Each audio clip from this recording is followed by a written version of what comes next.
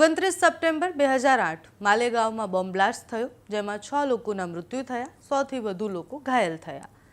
NIA આ તપાસ એમને સોંપવામાં આવી અને આટલા વર્ષોથી એ તપાસ ચાલી રહી હતી। સાધ્વી પ્રજ્ઞા સહિતના કુલ 7 લોકોને 17 વર્ષની કાનૂની પ્રક્રિયા બાદ આજે તમામ આરોપીને નિર્દોષ જાહેર કરવામાં આવ્યા છે। નમસ્કાર, આપની સાથે હું છું પાયલ।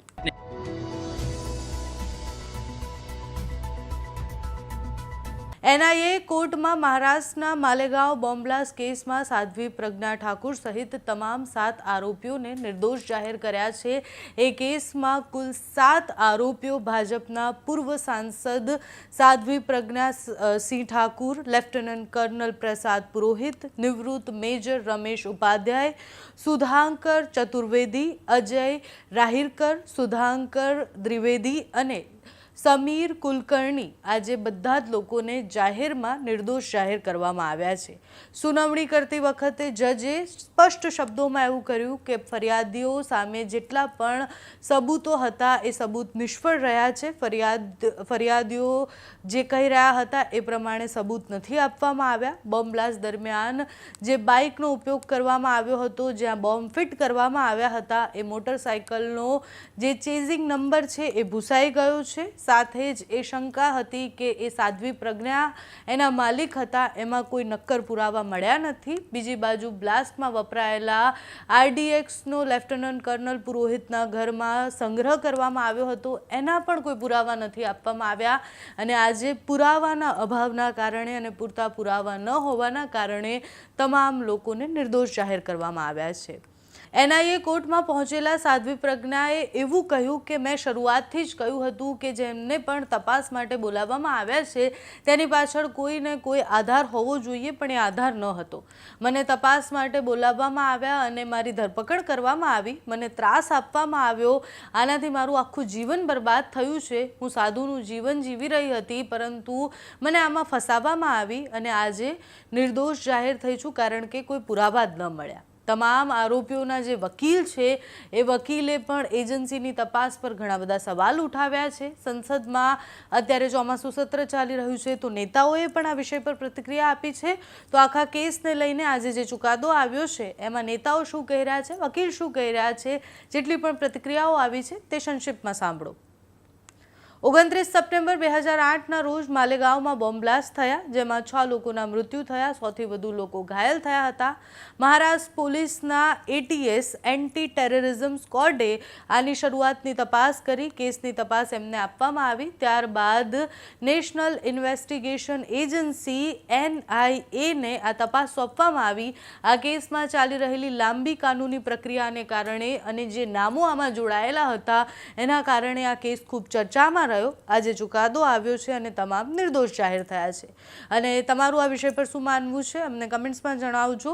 અત્યારે આ વિડીયોમાં બસ આટલું। જો તમે અમને YouTube પર જોઈ રહ્યા હોય તો સબસ્ક્રાઇબ કરજો, Facebook પર જોઈ રહ્યા હોય તો ફોલો કરજો, અમારા વિડીયોને લાઇક અને શેર કરજો। अगर हिंदू आतंकवाद होता तो ये देश स्थिर नहीं होता।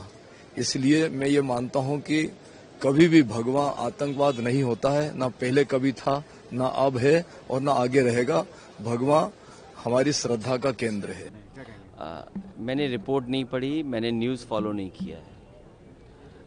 जो दोषी हों उनको सज़ा मिलनी चाहिए।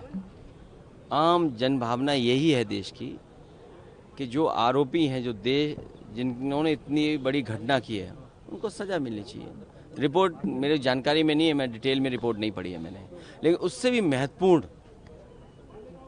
सोचिए अमेरिका में क्या हुआ। कहीं ऐसा तो नहीं न्यूज़ को दबाने के लिए नई news,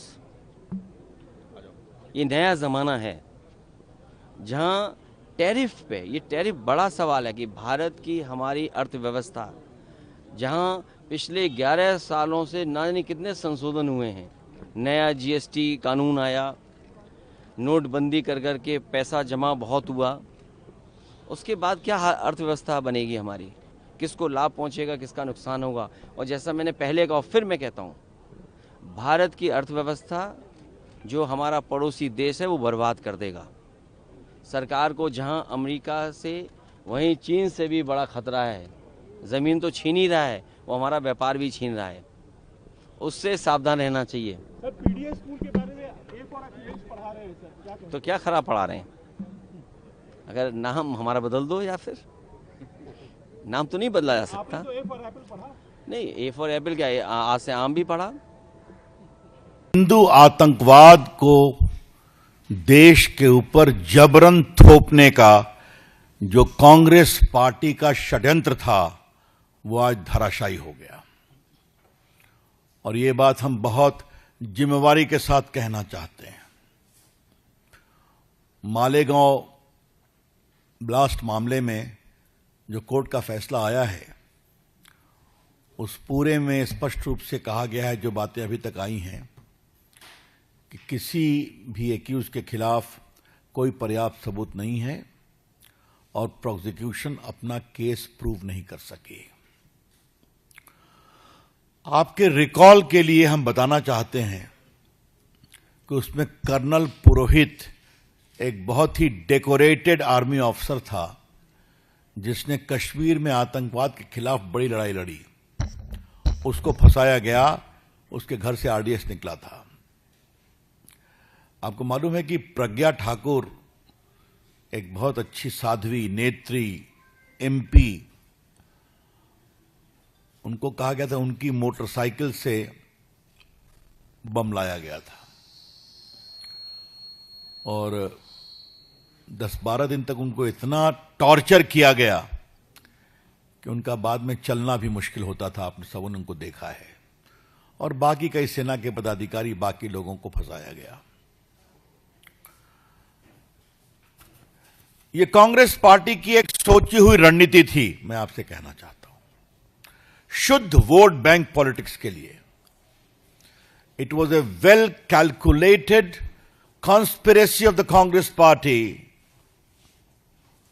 for share vote bank politics. क्या ध्यान रखिए, और मैं भी उसको थोड़ा रखूंगा आपके सामने में। पार्टी के राष्ट्रीय मंच से हम इस निर्णय का स्वागत करते हैं और ये कॉन्स्पिरेसी एक्सपोज हुई, धराशायी हुई, इस पर हमें संतोष भी है और खुशी भी है। एटीएस की मैक्सिमम इन्वेस्टिगेशन को कंफर्म किया और उसी को उन्होंने प्रोसीड किया। इस मामले में 495 विटनेस जो साइट किए थे एटीएस ने, एनआईए ने उन्हीं को बुलाया है। एनआईए के तो हार्डली 10-12 विटनेस थे जिसका री स्टेटमेंट किया था उन्होंने स्टेट गवर्नमेंट एटीएस के चार्जशीट को ही माना एनआईए ने और ट्रायल चलाया। अगर एनआईए का कुछ ऐसा होता तो फिर इन्वेस्टिगेशन करके वो जैसा 2006 में हुआ था, मुस्लिम लोगों को छोड़ दिया था एनआईए ने। इसमें उन्होंने ऐसा नहीं किया। उनको भी लगा कि बॉम्ब ब्लास्ट हुआ है और ये लोग का इन्वॉल्वमेंट है उसमें। अब वो ट्रायल कोर्ट कल डिसाइड करेगी क्या गवाही आई है और गवाही की कितनी अहमियत है, एविडेंस क्या लेवल का आया हुआ है, that court will decide tomorrow.